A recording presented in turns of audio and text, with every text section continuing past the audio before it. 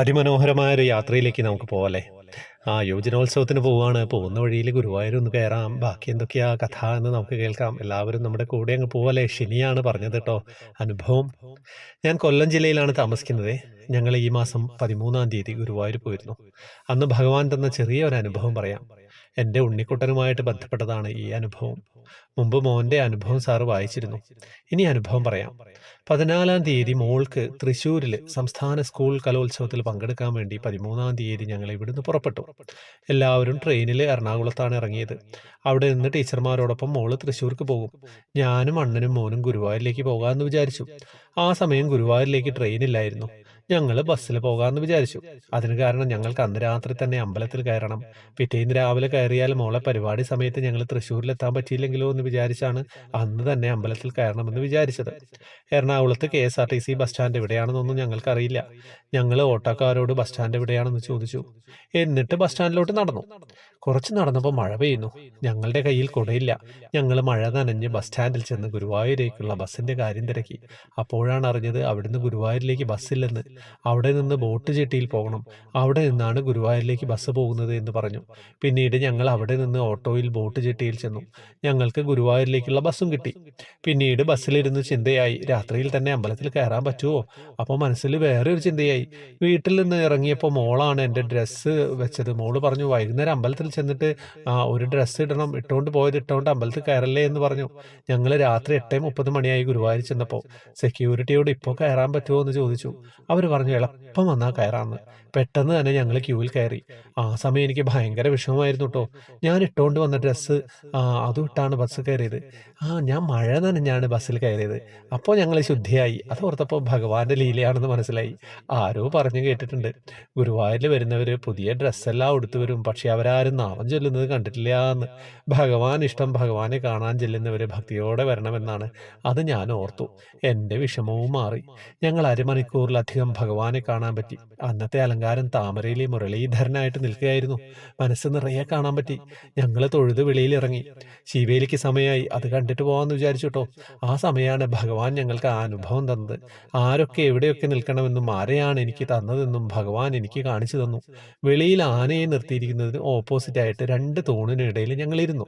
കുറച്ച് കഴിഞ്ഞപ്പോൾ ഒരാൾ വന്ന് പറഞ്ഞു, അവിടെ നിന്ന് എണീറ്റ് ആന നിൽക്കുന്ന വശത്തേക്ക് പോയി നിൽക്കാൻ പറഞ്ഞു. ഞങ്ങൾ അവിടെ പോയി നിന്നു. അവിടെ എല്ലാ തൂണിലും ഓരോ പ്രതിമയുണ്ടല്ലോ, അതിൽ താഴെ പേരുണ്ട്. ഞങ്ങൾ നിൽക്കുന്നതിൻ്റെ ഓപ്പോസിറ്റുള്ള പ്രതിമയിൽ കുട ചൂടിയാണ് നിൽക്കുന്നത്. താഴെ എഴുതിയ പേര് വായിക്കാൻ നോക്കി, പക്ഷേ എനിക്ക് ദൂരക്കാഴ്ച കുറവായതുകൊണ്ട് കൂന്ന് മാത്രമേ കണ്ടുള്ളൂ. അപ്പോൾ ഞാൻ വിചാരിച്ചു, കുടയുണ്ടല്ലോ കുചേലനായിരിക്കുമെന്ന്. എൻ്റെ പുറകിൽ നിന്ന അണ്ണനോട് ഞാൻ ഇങ്ങനെ പറഞ്ഞു, നമ്മൾ ആരുടെ മുൻപിലാണ് നിൽക്കുന്നതെന്ന് നോക്കിയേ അണ്ണാ എന്ന് പറഞ്ഞു. തിരിഞ്ഞ അണ്ണൻ്റെ മുഖത്തോട്ട് നോക്കിയപ്പോൾ ഞാൻ ഞെട്ടിപ്പോയി. ഞങ്ങൾ നിൽക്കുന്ന തൂണിലെ പ്രതിമയുടെ പേരാണ് എൻ്റെ കണ്ണിൽ പതിഞ്ഞത്. ഞാൻ വായിച്ചു, കുചേലൻ. ഞാൻ കണ്ടതല്ല കുചേലൻ, മോൻ നിൽക്കുന്നത് കുചേലൻ്റെ മുൻപിലാണെന്ന് ഭഗവാൻ കാണിച്ചു തന്നു. അപ്പം ഭഗവാൻ എൻ്റെ മോനെ നിൽക്കേണ്ട സ്ഥാനത്ത് തന്നെ കൊണ്ട് നിർത്തിച്ചു. ആദ്യം കണ്ട പ്രതിമ കൊറൂരമ്മയായിരുന്നു. അങ്ങനെ അവിടെ നിന്ന് ശിവേലി കണ്ടു. എല്ലാവരും പുറകിൽ പോകുമ്പോൾ എനിക്ക് പോകണമെന്ന് ആഗ്രഹം ഉണ്ടായിരുന്നു.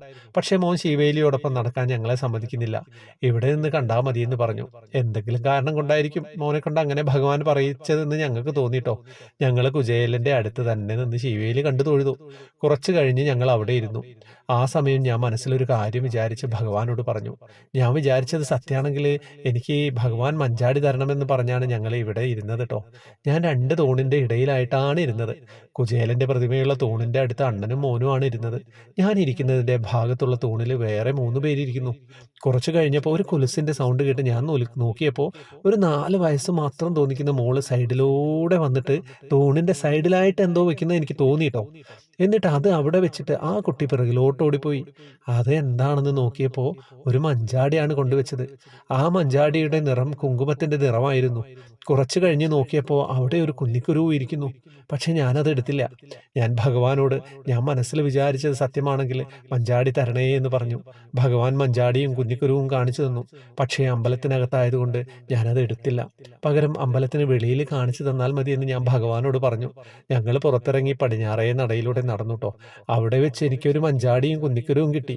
രണ്ടും അടുത്തടുത്തായി കിടക്കുന്നു. ഞാൻ ചോദിച്ചു. ആ രാത്രിയിൽ തന്നെ ഭഗവാൻ എനിക്ക് തരുകയും ചെയ്തു. പിന്നീട് കിഴക്കേ നടയിൽ അമ്പലത്തിന്റെ മുന്നിൽ തന്നെ വന്നിരുന്നു. എന്നെയും മോനെയും അവിടെ ഇരുത്തിയിട്ട് അണ്ണൻ റൂം നോക്കാൻ പോയി. അണ്ണൻ റൂമിനാണ് പോയതെന്ന് മോൻ അറിഞ്ഞില്ല. പിന്നീട് കാര്യം അറിഞ്ഞപ്പോൾ മോൻ പറയാണ്, മോൻ റൂം എടുത്താൽ വരത്തില്ല, മോൻ ഇന്ന് ഭഗവാന്റെ മുന്നിൽ അവിടെ തന്നെ കിടന്നുറങ്ങണം എന്ന് പറഞ്ഞു. അണ്ണനോട് ഈ കാര്യം വിളിച്ചു പറയാനാണെങ്കിൽ അണ്ണന്റെ ഫോണ് എൻ്റെ കയ്യിലാണുള്ളത്. മോന് ഭയങ്കര വിഷമമായി. ഞാൻ മോനോട് പറഞ്ഞു, ഭഗവാന് മോൻ ഇവിടെ കിടക്കണം എന്നാണെങ്കിൽ മോന്റെ ആഗ്രഹം നടക്കും.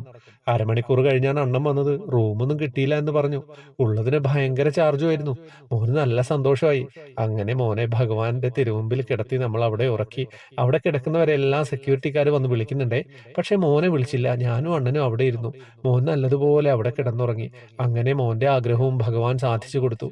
പിറ്റേന്ന് രാവിലെ പ്രസാദം ഇട്ട് കഴിക്കാൻ ഭാഗ്യം കിട്ടി. അന്ന് മോൾക്കും കൂട്ടുകാർക്കും സംസ്ഥാന കലോത്സവത്തിൽ എ ഗ്രേഡ് കിട്ടി. ആരാണ് വന്നതെന്നും എവിടെയാണ് നിൽക്കേണ്ടതെന്നും ഭഗവാൻ അറിയാം. അതെനിക്കൊരു ഓർമ്മപ്പെടുത്തലും കൂടിയായിരുന്നു.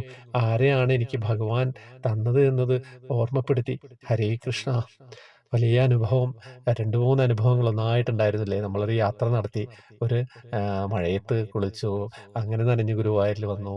കണ്ണനെ കണ്ടു. കണ്ണൻ്റെ മുമ്പിൽ കിടന്നുറങ്ങി മോൻ. ആ മോൾക്ക് സമ്മാനവും കിട്ടി.